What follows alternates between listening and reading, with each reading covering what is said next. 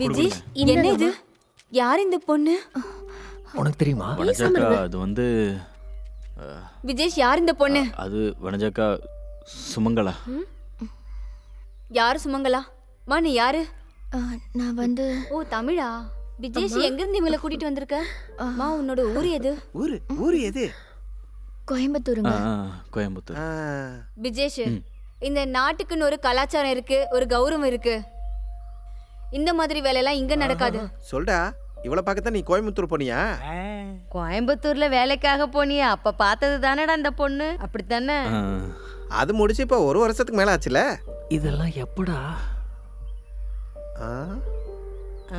Night நேரத்துல எப்பவுமே தமிழ் பாட்டு கேட்பேன், போன் பேசுறதும். அப்பவே எனக்கு சந்தேகம்தான்.